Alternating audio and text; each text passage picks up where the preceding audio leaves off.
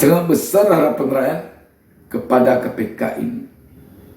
Tetapi kalau KPK hanya hadir untuk memenuhi kepentingan para politisi, untuk memenuhi kepentingan orang-orang yang senang korupsi, untuk memenuhi kepentingan orang-orang yang ingin menjegal lawan-lawan politiknya melalui tangan-tangan KPK,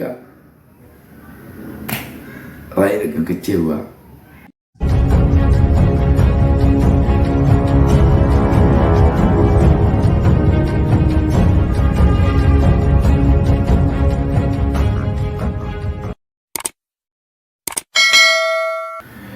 Assalamualaikum warahmatullahi wabarakatuh.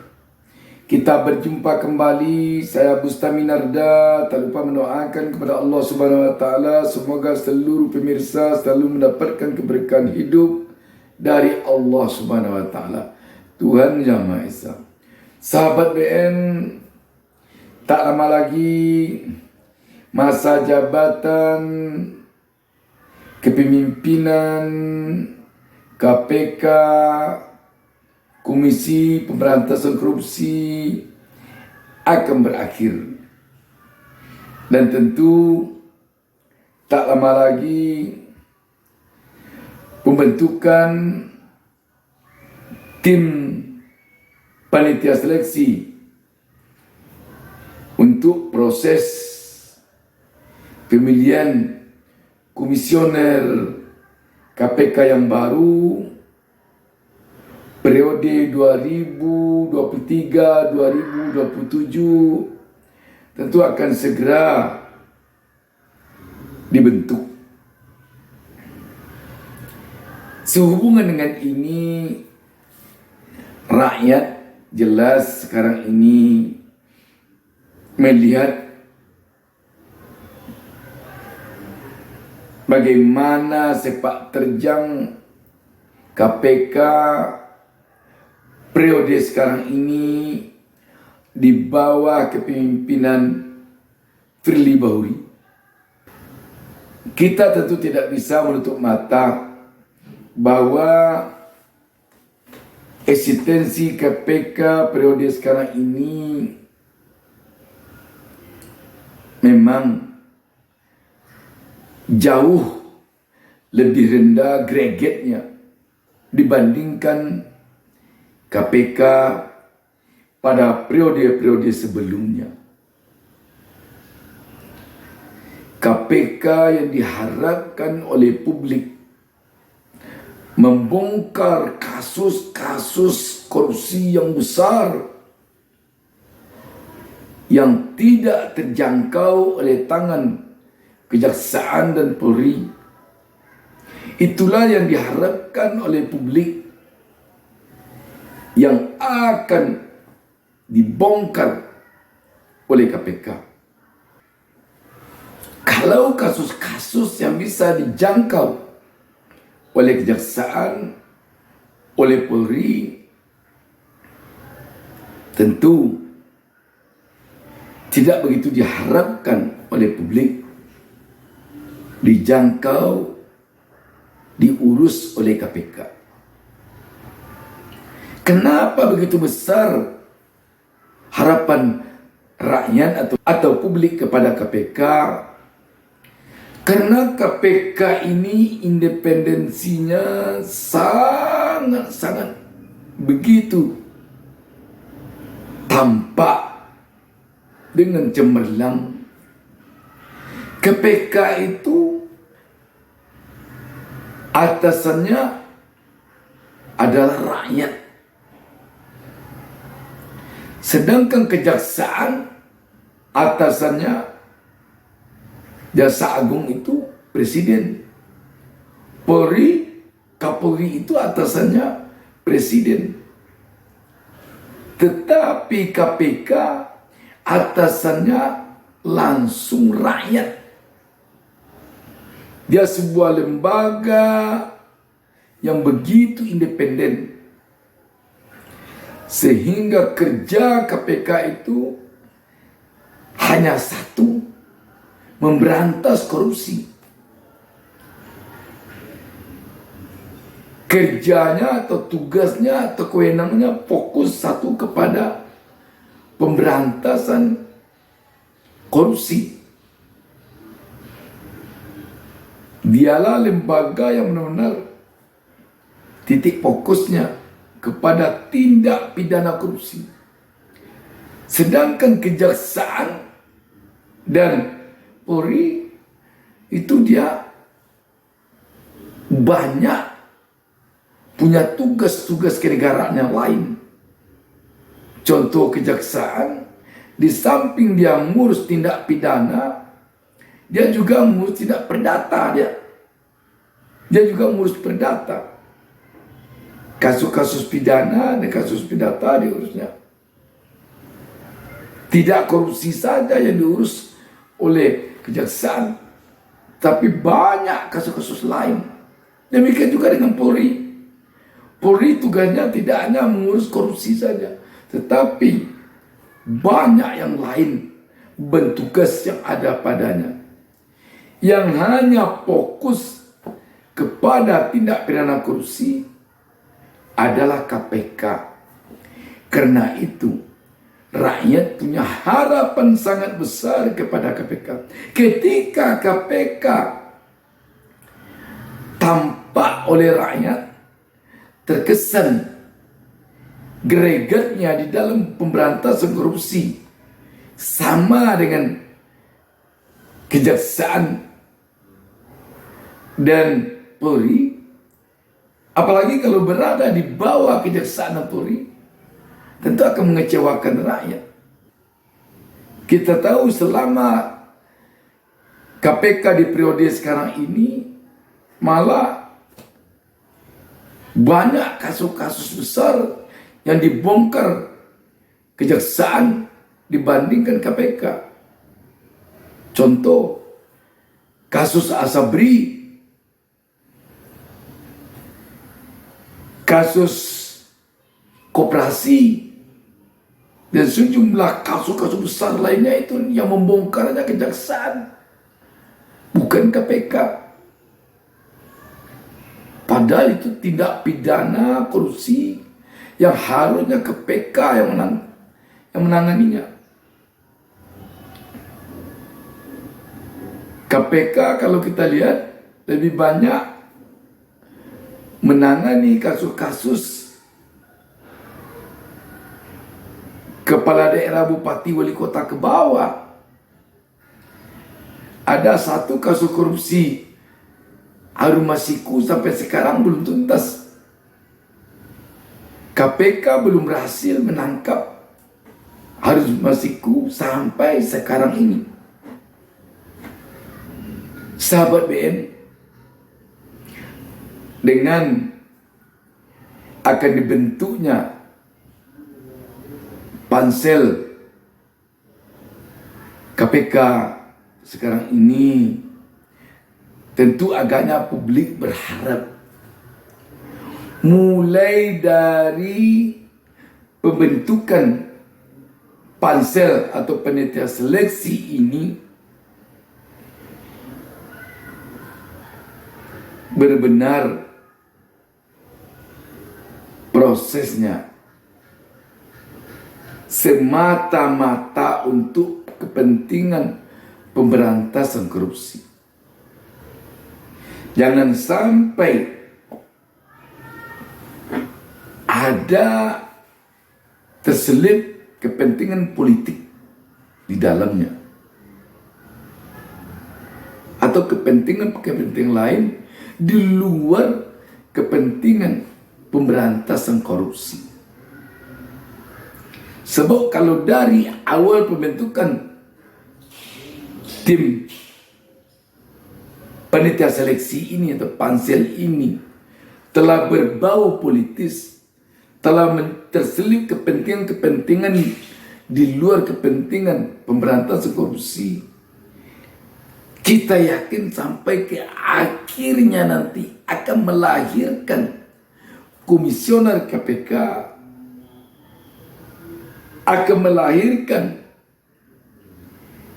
orang-orang di KPK yang juga tidak akan full misinya semata-mata untuk pemberantasan korupsi.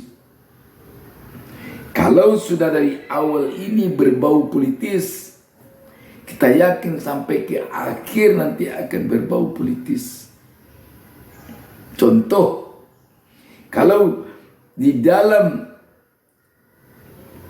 menentukan tim pansel telah ada bau politis, bahwa tim pansel ini harusnya orangnya ini, harus yang dari kelompok ini, dari partai ini, nanti dia juga akan mengupayakan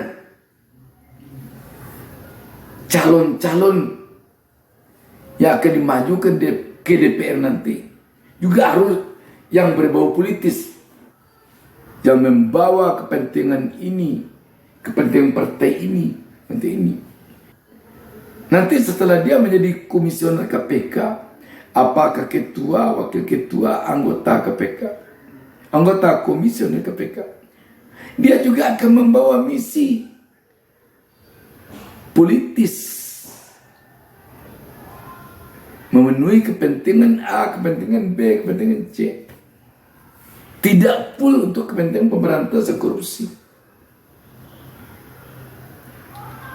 Inilah yang tidak diinginkan oleh rakyat. Sebab kalau sudah demikian, hancurlah harapan rakyat kepada KPK dalam pemberantasan korupsi. Sedangkan uang rakyat yang tersedot untuk membiayai KPK ini, mulai dari menggaji komisioner KPK, menggaji tim penyidik KPK, menggaji pegawai KPK lainnya sampai ke tukang sapunya, sampai ke cleaning service-nya. Itu akan sia-sia uang rakyat untuk itu. Kalau misi yang diemban oleh KPK telah berubah atau tidak full pemberantasan korupsi, dan kalau sudah menyimpang atau sudah ada warna lain yang dibawa oleh KPK selain dari warna pemberantasan korupsi, maka KPK nanti tidak lagi akan full bertanggung jawab kepada rakyat, tetapi akan bertanggung jawab kepada yang memberikan misi kepadanya itu. Dan yang sangat kita takutkan, kalau dari awal sudah berbau politis, jangan-jangan nanti calon-calon komisioner KPK ini dia punya tim sukses pula di DPR untuk memenangkannya, untuk dia memperoleh suara. Sehingga kalau sudah punya tim sukses dia untuk memenangkan dirinya agar dia terpilih nanti di DPR, maka sudah barang tentu ada deal-deal. Kalau saya terpilih nanti, Anda akan aman. Kalau saya terpilih nanti, partai Bapak atau partai Ibu nanti aman. Kalau saya terpilih nanti, saya akan amankan kasus-kasus ini, kasus ini, kasus ini. Itu nanti yang mungkin akan terjadi kalau memang para calon komisioner KPK ini sudah punya relawan pula dia nanti di DPR untuk memenangkannya. Yang diinginkan rakyat, keterpilihan seorang anggota komisioner KPK itu benar-benar karena dia dilihat oleh yang memilihnya ini punya semangat anti korupsi. Dengan demikian, yang memilih pun tentunya harus punya semangat anti korupsi. Dan panitia seleksi yang menggodok calon-calon komisioner KPK ini tentu terlepas, bebas dari intervensi, bebas dari berbagai kepentingan apapun selain dari kepentingan pemberantasan korupsi. Apa orangnya untuk pansel ini agar dia bebas dari berbagai kepentingan politik, kepentingan partai, kepentingan pribadi golongan, dan hanya satu kepentingannya untuk kepentingan pemberantasan korupsi. Dia harus idealis, dia harus punya integritas yang tinggi, dia harus telah teruji komitmennya terhadap pemberantasan korupsi. Kalau pada Hakim Agung dulu yang terkenal adalah almarhum Kartidjo, dia tidak alim terhadap pemberantasan korupsi. Jarang ketika Kartidjo menjadi Hakim Agung yang kasus korupsi yang naik ke Mahkamah Agung yang tidak bertambah hukumannya, jarang sekali. Sahabat BN, sangat besar harapan rakyat kepada KPK ini. Tetapi kalau KPK hanya hadir untuk memenuhi kepentingan para politisi, untuk memenuhi kepentingan orang-orang yang senang korupsi, untuk memenuhi kepentingan orang-orang yang ingin menjegal lawan-lawan politiknya melalui tangan-tangan KPK, rakyat akan kecewa.